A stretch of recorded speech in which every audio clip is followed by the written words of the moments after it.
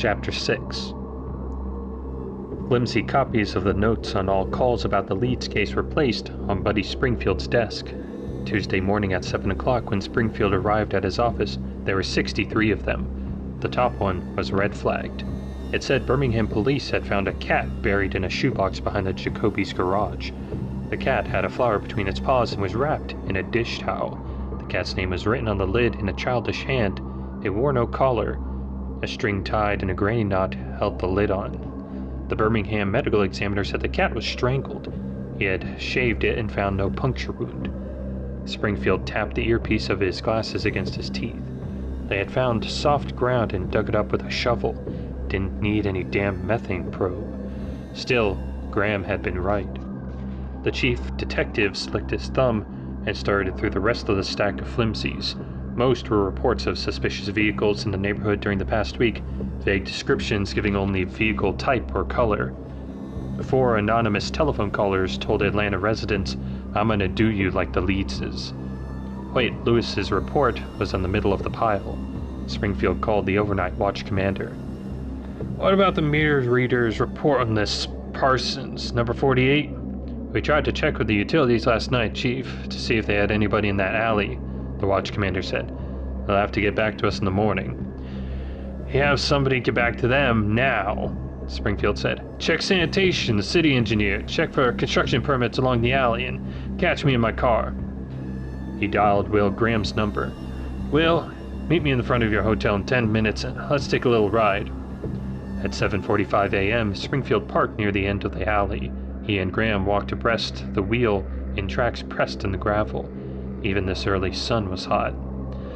"Need to get your hat," Springfield said. His own snappy straw was tilted down over his eyes.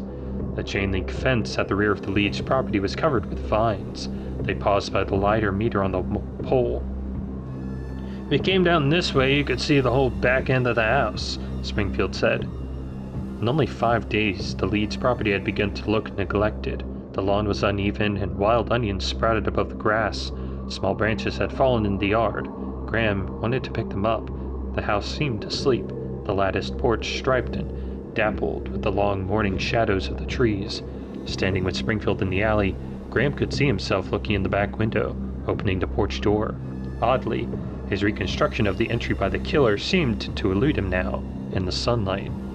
He watched a child's swing move gently in the breeze. "That looks like Parsons," Springfield said. H.G. Parsons was out early, grubbing a flower bed in his backyard 2 houses down. Springfield and Graham went to Parsons' back gate and stood beside the garbage cans. The lids were chained to the fence. Springfield measured the height of the light meter with the tape. He had notes on all the Leeds' neighbors. His notes said Parsons had taken early retirement from the post office at his supervisor's request. The supervisor had reported Parsons to be increasingly absent-minded. Springfield's notes contained gossip, too. The neighbors said Parsons' wife stayed with her sister in Macon as much as she could, that his son never called him anymore. "Mr. Parsons? Mr. Parsons," Springfield called. Parsons leaned his tilling fork against the house and came to the fence. He wore sandals and white socks. Dirt and grass had stained the toes of his socks. His face was shiny pink. Arteriosclerosis, Graham thought. He'd taken his pill. "Yeah? Mr. Parsons, could we talk to you for a minute? We were hoping you could help us," Springfield said. "Are you from the power company?" "No, I'm Buddy Springfield from the police department." "It's about the murder, then. My wife and I were in Macon, as I told the officer." "I know, Mr. Parsons. We want to ask you about your light meter. If that meter reader said I did anything improper, he's just..." No, Mr. Parsons. Did you see a stranger reading your meter last week?" "No." "Are you sure? I believe you told Hoyt Lewis that someone else read your meter ahead of him." "I did, and it's about time. I'm keeping up with this, and the Public Service Commission will get a full report from me." "Yes, sir. I'm sure they'll take care of it. Who'd you see reading the meter?" "Well, the stranger is somebody from Georgia Power." "How do you know?" "Well, he looked like a meter reader." "What was he wearing?" "What they all wear, I guess. Was it a brown outfit and the cap?" "Did you see his face?" "I can't remember if I did. I was looking out the kitchen window when I saw him. I wanted to talk to him, but I put on my robe, and by the time I got outside, he was gone." "Did he have a truck?" I don't remember seeing one. What's going on? Why do you want to know? We're checking everybody who was in the neighborhood last week. It's really important, Mr. Parsons. Try hard to remember. So it is about the murder. You haven't arrested anybody yet, have you? No. I watched the street last night, and 15 minutes went by without a single squad car passing. It was horrible what happened to the Leedses. My wife has been beside herself. I wonder who bought their house. I saw some Negroes looking at it the other day. You know, I had to speak to the Leeds a few times about his children, but they are all right. Of course, he wouldn't do anything I suggest about his lawn. The Department of Agriculture has some excellent pamphlets on the control of nuisance grasses. Finally, I just put him in his mailbox. Honestly, when he mowed the wild onions, were suffocating. Mr. Parsons, exactly when did you see the fellow in the alley? Springfield said. I'm not sure. I'm trying to think. Did you recall the time of day, morning, noon, afternoon? You know the times of day, you don't have to name them. Afternoon, maybe, I don't remember. Springfield rubbed the back of his neck. Excuse me, Mr. Parsons, but I have to get this just right. Could we go into your kitchen? You show us just where you saw him from? Let me see your credentials, both of you. In the house, silence, shiny surfaces, and dead air. Neat. The desperate order of an aging couple who see their lives begin to blur. Graham wished he had stayed outside. He was sure the drawers had polished silver with egg between the tins. Stop it, and let's pump up the old fart. The window over the kitchen sink gave a good view of the backyard. There, you satisfied? Parsons asked. Can you see out there from here? I never talked to him. I don't remember what he looked like. If that's all, I have a lot to do. Graham spoke for the first time. You said you went to get your robe, and when you came back he was gone. You weren't dressed then? No. In the middle of the afternoon. Were you not feeling well, Mr. Parsons? What I do in my own house is my business. I can wear a kangaroo suit in here if I want to. Why aren't you out looking for the killer? Probably because it's cool in here. I understand you're retired, Mr. Parsons, so I guess it doesn't matter if you put on your clothes every day or not. A lot of days you just don't get dressed at all, am I right? Veins stood on Parsons' temples. Just because I'm retired doesn't mean I don't put on my clothes and get busy every day. I just got hot and I came in, took a shower. I was working. I was mulching, and I had done a day's work by afternoon, which is more than you'll do today. You were what? Mulching. What day did you mulch? Friday. It was last Friday. They delivered it in the morning. Big load, and I had it spread by afternoon. You can ask the garden center how much it was. And you got hot and came in and took a shower. What were you doing in the kitchen? Fixing a glass of iced tea. And you got out some ice, but the refrigerator's over there, away from the window. Parsons looked from the window to the refrigerator, lost and confused. His eyes were dull, like the eyes of a fish in the market toward the end of the day. Then they brightened in triumph. He went to the cabinet by the sink. I was right here, getting some sweet and low when I saw him. That's it. That's all. Now if you're through prying... I think you saw Hoyt Lewis, Graham said. So do I, Springfield said. It was not Hoyt Lewis. It was not. Parsons' eyes were watering. How do you know? Springfield said. It might have been Hoyt Lewis, and you just thought. Lewis is a brown from the sun. He's an old greasy hair and those peckerwood sideburns. Parsons' voice had risen. He was talking so fast it was hard to understand him. That's how I knew. Of course it wasn't Lewis. This fellow was pale and his hair was blonde. He turned to right in his clipboard and I could see on the back of his hat. Blonde. Cut off square at the back of his head. Springfield stood absolutely still, and when he spoke his voice was still skeptical. What about his face? I don't know. He may have had a mustache. Like Lewis? Lewis doesn't have a mustache. Oh, Springfield said. Was he at eye level with the meter? Did he have to look up at it? Eye level, I guess. Would you know him if you saw him again? No. What age was he? Not old? I don't know. Did you see the Leeds' dog anywhere around him? No. Look, Mr. Parsons, I can see I was wrong, Springfield said. You're a real big help to us. If you don't mind, I'm gonna send our artist out here, and if you just let him sit right here at your kitchen table, maybe give him an idea what this fellow looked like. It sure wasn't Lewis. I don't want my name in the newspapers. It won't be. Parsons followed him outside. You've done a hell of a fine job in this yard, Mr. Parsons, Springfield said. I ought to win some kind of prize. Parsons said nothing. His face was red and working, his eyes wet. He stood there in his baggy shorts and sandals and glared at them. As they left the yard, he grabbed his fork and began to grub furiously in the ground. hacking blindly through the flowers, scattering mulch on the grass. Springfield checked in his car radio. None of the utilities or city agencies could account for the man in the alley in the day before the murders. Springfield reported Parsons' description and gave instructions for the artist. Tell him to draw the pole in the meter first and go from there. He'll have to ease the witness along. Our artist doesn't much like to make house calls, the chief of detectives told Graham as he slid the strip blind forward through the traffic. Likes for secretaries to see him work, and with the witness standing on one foot and then the other, overlooking the shoulder. Police station is a damn poor place to question anybody that you don't need to scare. As soon as we get the picture, we'll door-to-door the neighborhood with it.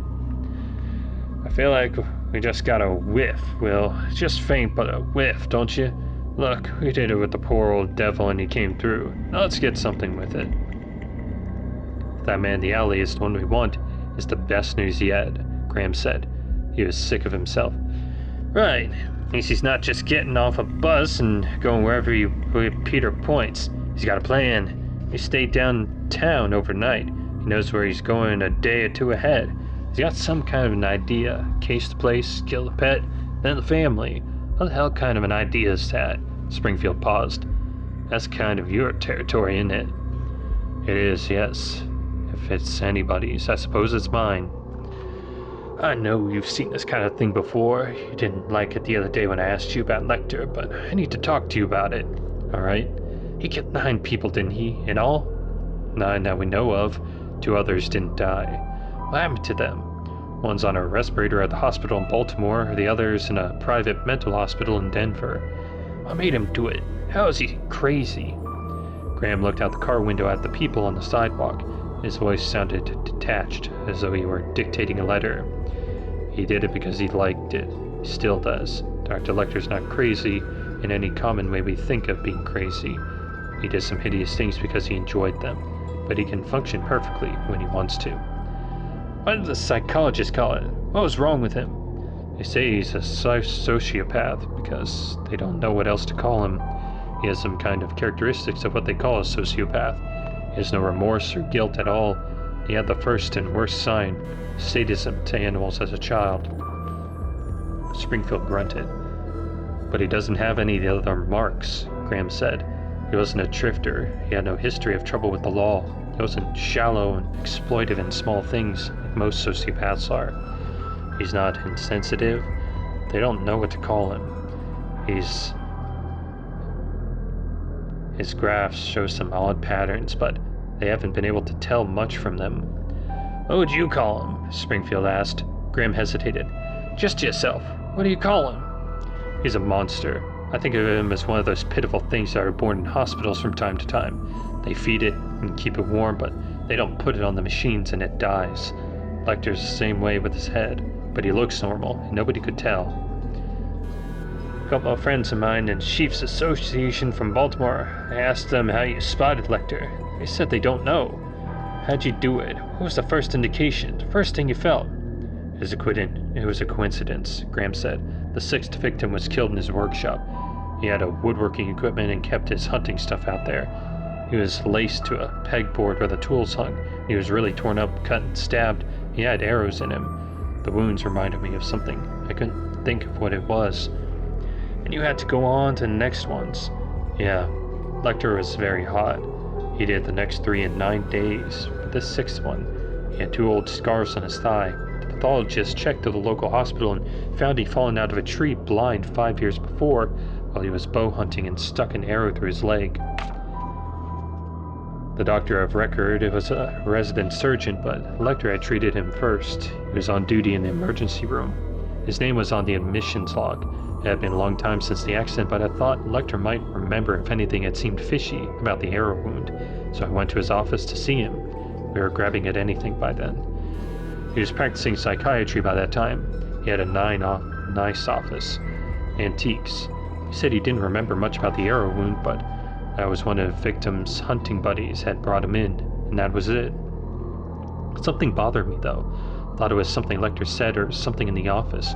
Crawford and I hashed it over, checked the files, and Lecter had no record. I wanted some time in his office by myself, but we couldn't get a warrant. We had nothing to show, so I went back to see him. It was Sunday. He saw patients on Sunday. The building was empty except for a couple of people in his waiting room. He saw me right away. We were talking and he was making his polite effort to help me, and I looked up some old medical books on the shelf above his head, and I knew it was him. When I looked at him again, maybe his face changed, I don't know. I knew it and he knew it. And he knew I knew it. I still couldn't think of the reason though. I didn't trust it. I had to figure it out, so I mumbled something and got out there into the hall. There was a payphone in the hall. I didn't want to stir him up until I had some help. I was talking to the police switchboard when he came out the service door behind me in his socks. I never heard him coming. I felt his breath was all. And then there was the rest of it.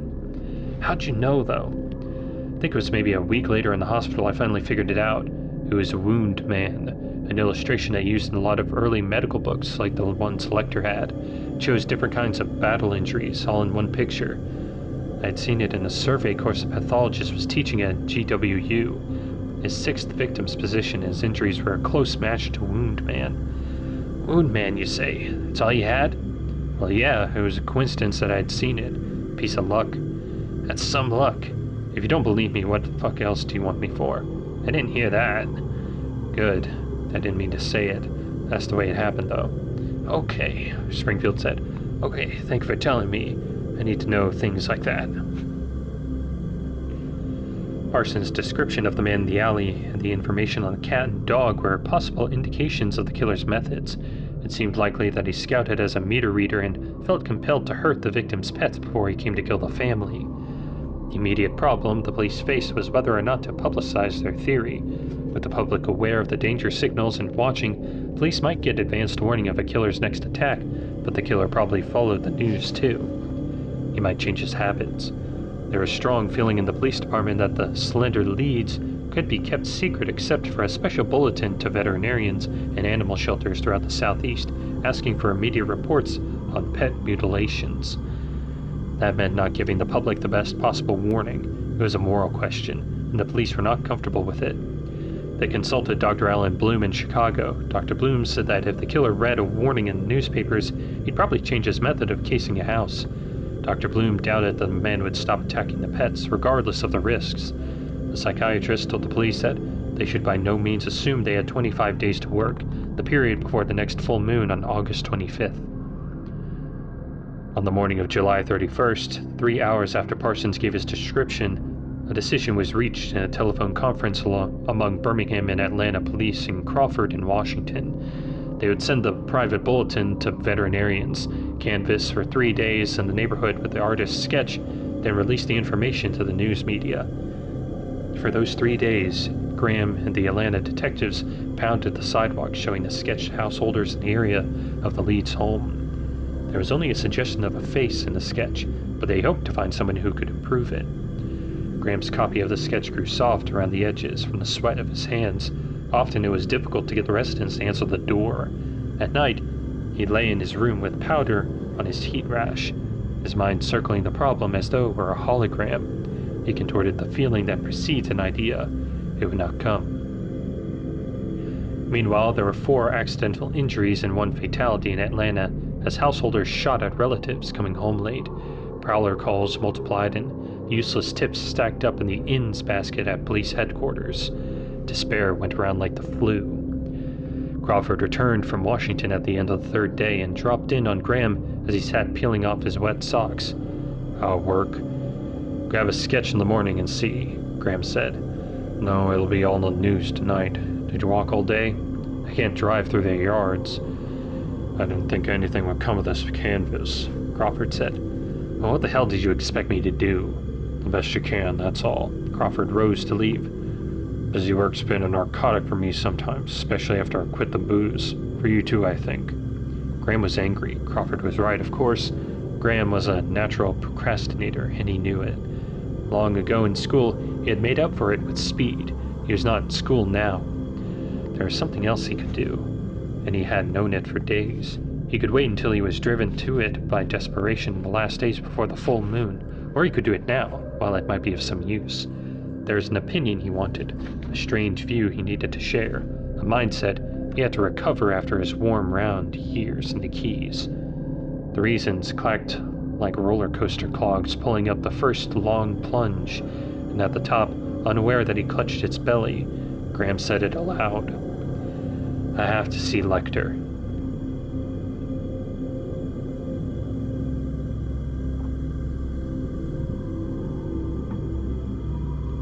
Chapter 7. Dr. Frederick Chilton, Chief of Staff at the Baltimore State Hospital for the Criminally Insane, came around his desk to shake Will Graham's hand.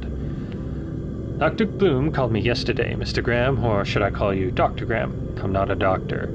I was delighted to hear from Dr. Bloom. We've known each other for years. Take that chair." "We appreciate your help, Dr. Chilton. Frankly, I sometimes feel like Lecter's secretary rather than his keeper," Chilton said.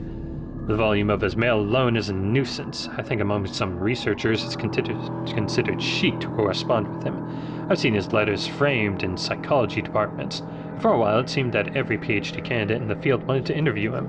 Glad to cooperate with you, of course, and Dr. Bloom." "I need to see Dr. Lecter in as much privacy as possible," Graham said. "I may need him to see him again or telephone him after today." Chilton nodded. "To begin with, Dr. Lecter will stay in his room. That is absolutely the only place where he is not put in restraints. One wall of his room is a double barrier which opens on the hall. I'll have a chair put there and screens if you like. I must ask you not to pass him any objects whatsoever other than a paper free of clips or staples, no ring binders, pencils, or pens. He has his own felt-tipped pens. I might have to show him some material that could stimulate him," Graham said. "You can show him what you like as long as it's on soft paper. Pass him documents with the sliding food tray. Don't hand him anything through the barrier, and do not accept anything he might extend through the barrier. He can return papers in the food tray. I insist on that. Dr. Bloom and Mr. Crawford assured me that he would cooperate on procedure." "I will," Graham said. He started to rise. "I know you're anxious to get on with it, Mr. Graham, but I want to tell you something first. This will interest you. It may seem gratuitous to warn you, of all people, about Lecter, but he's very disarming. For a year after he was brought here, he behaved perfectly and gave the appearance of cooperating with attempts at therapy. As a result, this was under the previous administrator. Security around him was slightly relaxed. On the afternoon of July 8, 1976, he complained of chest pain. His restraints were removed for the examining room to make it easier to give him an echocardiogram. One of his attendants left the room to smoke, and the other turned away for a second. The nurse was very quick and strong. She managed to save one of her eyes. You may find this curious. Chilton took a strip of EKG tape from the drawer and unrolled it on his desk. He traced the spiky line with his forefinger. Here. He's resting on the examination table. Pulse 72. Here, he grabs the nurse's head and pulls her down to him. Here, he's subdued by the attendant. He didn't resist, by the way, though the attendant dislocated his shoulder. Do you notice the strange thing? His pulse never got above 85, even when he tore out her tongue. Chilton could read nothing on Graham's face. He leaned back in the chair and steepled his fingers under his chin. His hands were dry and shiny. "You know, when Lecter was first captured, we thought he might provide us with a singular opportunity to study a pure sociopath," Chilton said. "It's so rare to get one alive. Lecter is so lucid, so perceptive. He's trained in psychiatry, and he's a mass murderer. He seemed cooperative, and we thought he would be a window on this kind of aberration. I thought he'd be like Beaumont studying digestion through the opening of St. Martin's stomach. As it turned out, I don't think we're any closer to understanding him now than the day he came in. Have you ever talked with Lecter for any length of time?" "No, I just saw him mainly in court. Dr. Bloom showed me his articles in the journals," Graham said. "He's very familiar with you. He's gotten a lot of thought." "You have some sessions with him?" "Yes, 12. He's impenetrable. Too sophisticated about the test for them to register anything. Edwards, Fabre, even Dr. Bloom himself had a crack at him. I have their notes. He was an enigma to them, too. It's impossible, of course, to tell what he's holding back or whether he understands more than we'll say. Oh, since he's he's done some brilliant pieces for the American Journal of Psychiatry and the General Archives, but there are always about problems he doesn't have. I think he's afraid that if we solve him, nobody will be interested in him anymore, and he'll be stuck in the back ward for somewhere for the rest of his life." Chilton paused. He had practiced using his peripheral vision to watch his subject in interviews. He believed that he could watch Graham this way undetected. "The consensus around here is that the only person who has demonstrated any practical understanding of Hannibal Lecter is you, Mr. Graham. Can you tell me anything about him?" "No." "Some of the staff are curious about this. When When you saw Dr. Lecter's murders, their style, so to speak, were you able to perhaps reconstruct his fantasies, or did that help you identify him? Graham did not answer. We're woefully short of material on this sort of thing. There's only one piece in the Journal of Abnormal Psychology. Would you mind talking with some of the staff? No, not this trip. Dr. Bloom is very severe with me on that point. We're to leave you alone. Next trip, perhaps. Dr. Chilton had seen a lot of hostility. He was seeing some at the moment. Graham stood up. Thank you, Doctor. I want to see Lecter now. The steel door of the maximum security section closed behind Graham. He heard the bolt slide home. Graham knew that Lecter slept most of the morning. He looked down the corridor. At that angle, he could not see into Lecter's cell, but he could tell that the lights inside were dimmed. Graham wanted to see Dr. Lecter sleep. He wanted time to brace himself. If he felt Lecter's madness in his head, he had to contain it quickly, like a spill. To cover the sound of his footsteps, he followed an orderly pushing the linen cart. Dr. Lecter is very difficult to slip up on. Graham paused partway down the hall. Steel bars covered the entire front of his cell. Behind the bars, farther than arm's reach, was a stout nylon net stretched ceiling to floor and wall to wall. Through the barrier, Graham could see a table and a chair bolted to the floor.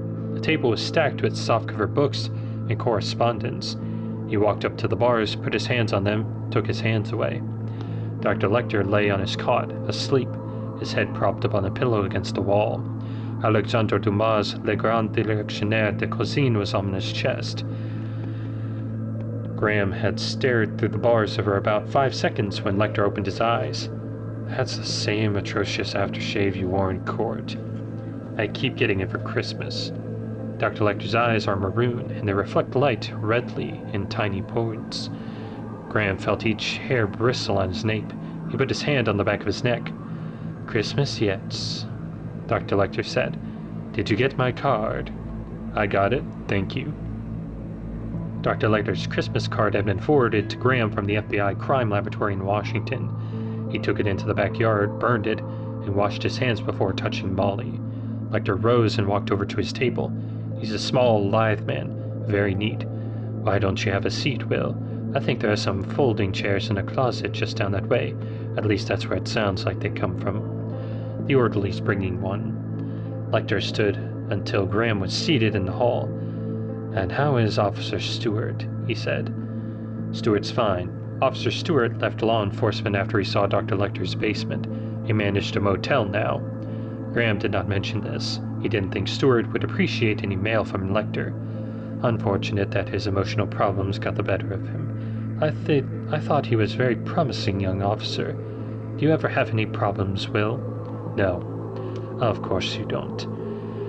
Graham felt that Lecter was looking through the back of his skull. His attention felt like a fly walking around in there. I'm glad you came. It's been what now, 3 years? My callers are all professional, banal clinical psychiatrists and grasping second-rate doctors of psychology from silo colleges somewhere. Pence lickers trying to protect their tenure with pieces in the journals. Dr. Bloom showed me your article in the Surgical Addiction in the Journal of Clinical Psychiatry. And very interesting, even to a layman. Layman. Interesting term, Lecter said. So many learned fellows going about, so many experts on government grants, and you say you're a layman. But it was you who caught me, wasn't it, Will? Do you know how you did it? I'm sure you read the transcript. It's all in there. No, it's not. Do you know how you did it, Will?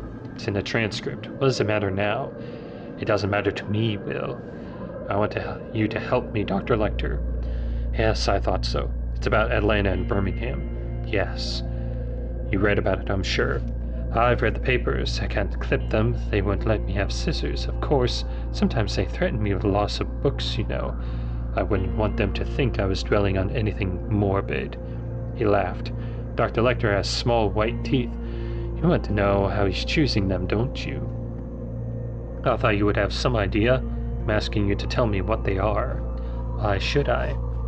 Graham had anticipated this question. A reason to stop multiple murders would not occur readily to Dr. Lecter. There are some things you don't have, Graham had said. Research materials, film strips even. I'll speak to the Chief of Staff. Chilton. You must have seen him when you came in. Gruesome, isn't it? Tell me the truth. He fumbles at your head like a freshman pulling at a panty girdle, doesn't he? Watched you out of the corner of his eye. Picked that up, didn't you? You may not believe this, but he actually tried to give me a thematic perception test. He was sitting there just like a Cheshire cat waiting for MF13 to come up. Forgive me. I forget that you're not among the anointed. It's a card that a woman in bed and a man in the foreground. I was supposed to avoid a sexual interpretation. I laughed. He puffed up and told everybody I avoided prison with Ganser syndrome. Never mind, it's boring. You'd have access to the AMA film strip library. I don't think you'd get me the things I want. Try me. I have quite enough to read as it is. You'd get to see the file in this case. There's another reason. Pray. I thought you might be curious to find out if you're smarter than the person I'm looking for. And by implication, you think you are smarter than I am, since you caught me. No, I know I'm not smarter than you are. And how did you catch me, Will? You had disadvantages? What disadvantages? Passion? And you're insane. You're very tan, Will. Graham did not answer. Hands are rough. They don't look like a cop's hands anymore. That shaving lotion is something a child would select. Has a ship on the bottle, doesn't it? Dr. Lecter seldom holds his head upright. He tilts it as he asks a question, as though you were screwing an auger of curiosity into your face. Another silence, and Lecter said, Don't think you can persuade me with appeals to my intellectual vanity. I don't think I'll persuade you. You'll do it or you won't. Dr. Bloom is working on it anyway, and he's the most. Do you have a file on you? Yes. And pictures? Yes. Let me have them, and I might consider it. No. Do you dream much, Will? Goodbye, Dr. Lecter. You haven't threatened to take away my books yet. Graham walked away. Let me have the file, then I'll tell you what I think. Graham had to pack the abridged file tightly into the sliding tray. Lecter pulled it through. There's a summary on top. You can read that now, Graham said. Do you mind if I do it privately? Give me an hour. Graham waited on a tired plastic couch in a grim lounge. Orderlies came in for coffee. He did not speak to them. He stared at small objects in the room and was glad they held still in his vision. He had to go through the rest of the room twice.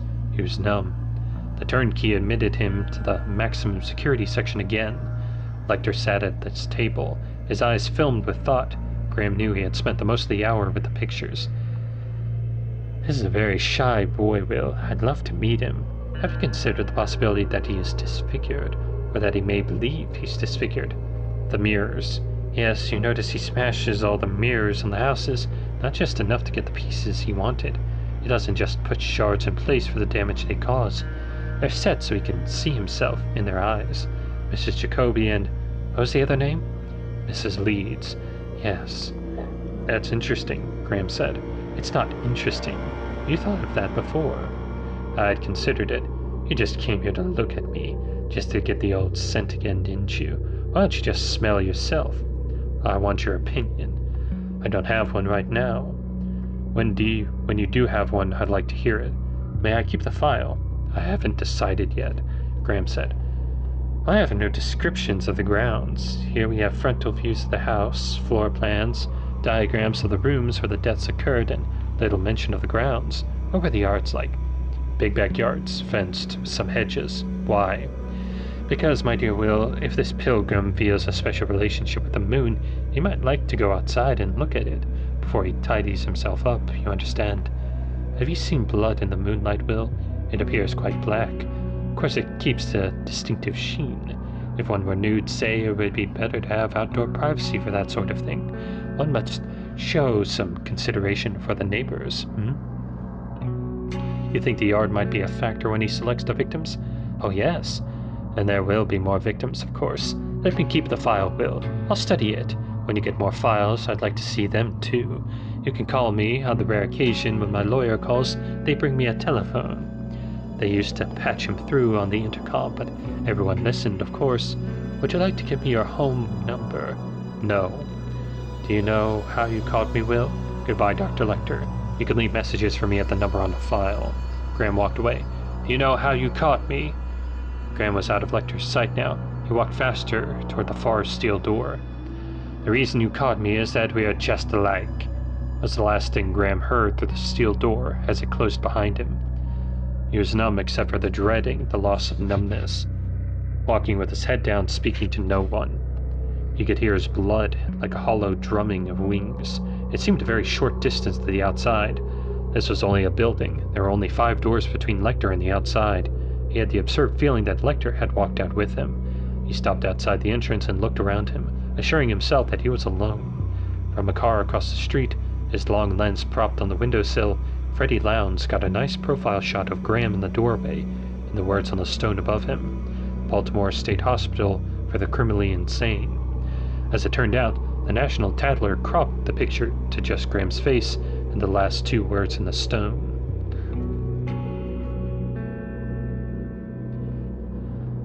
Chapter 8. Dr. Hannibal Lecter lay on his cot with the cell lights down after Graham left him. Several hours passed. For a while, he had textures, the weave of the pillowcase against his hands clasped behind his head, the smooth membrane that lined his cheek. Then he had odors, and let his mind play over them. Some were real, some were not. They'd put Clorox in drains. Seamen. They were serving chili down the hall, sweat-stiffened khaki. Graham would not give him his home telephone number, the bitter green smell of cut cocklebur and tea-weed. Lecter sat up. The man might have been civil. His thoughts had the warm brass smell of an electric clock. Lecter blinked several times and his eyebrows rose. He turned up the lights and wrote down a note to Chilton asking for a telephone to call his counsel. Lecter was entitled by law to speak with his lawyer in privacy. He hadn't abused the right. Since Chilton would never allow him to go to the telephone was brought to him. 2 guards brought it in, unrolling a long cord from the telephone jack to their desk. One of the guards had the keys. The other held a can of mace. Go to the back of the cell, Dr. Lecter. Face the wall. If you turn around or approach the barrier before you hear the lock snap, I'll mace you in the face. Understand? Yes, indeed, Lecter said.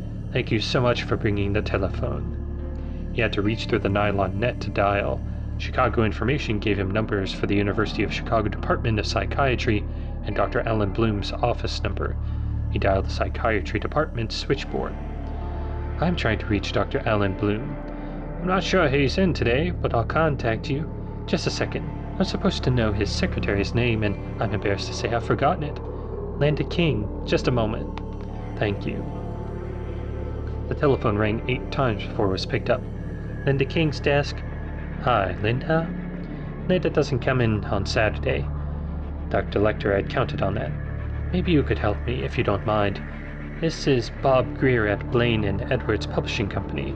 Dr. Bloom asked me to send a copy of the Overholser's book, The Psychiatrist and the Law, to Will Graham, and Linda was supposed to send me the address and phone number, but she never did. I'm just a graduate assistant. She'll be in on Monday. I have to catch Federal Express with it in about 5 minutes. I hate to bother Dr. Bloom about it at home, because he told Linda to send it. I don't want to get her in hot water. It's right here in her Rolodex or whatever. I'll dance at your wedding if you read it to me. She doesn't have a Rolodex.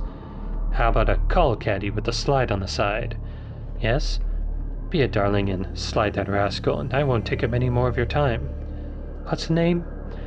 Graham. Will Graham. All right, his home number is 305 JL5 7002. I'm supposed to mail it to his house. It doesn't give the address of his house. What does it have? Federal Bureau of Investigation, 10th and Pennsylvania, Washington, D.C. Oh, and Post Office Box 3680, Marathon, Florida. That's fine. You're an angel. You're welcome.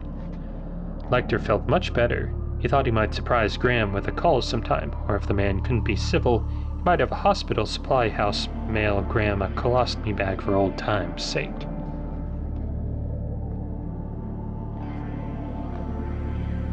Thank you. That was part 3 of Red Dragon. Thank you for listening, and good night.